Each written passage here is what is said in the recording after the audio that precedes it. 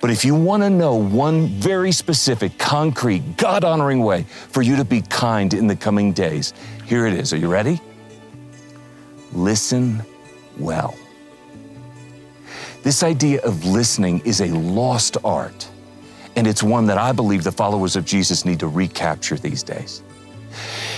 There was a German pastor and writer in the 20th century whose life was so full of powerful moments. It's both inspiring and humbling to me. Dietrich Bonhoeffer has written many things about the spiritual life, but he has something to say to us about this idea of listening. And so I'm going to read this now. Of course, it isn't in the scriptures, but I've got it here so that I can read it to you. He says this in one of his works. People are longing for an ear that will listen. They do not find it among Christians because these Christians are talking where they should be listening. But he who can no longer listen to his brother will soon be no longer listening to God either. He will be doing nothing but prattle in the presence of God too. This is the beginning of the death of the spiritual life. And in the end, there is nothing left but spiritual chatter.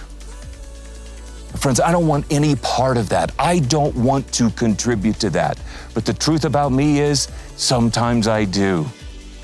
So the assignment, if you will, for many of us is this. Let's listen well. Let's choose to listen well.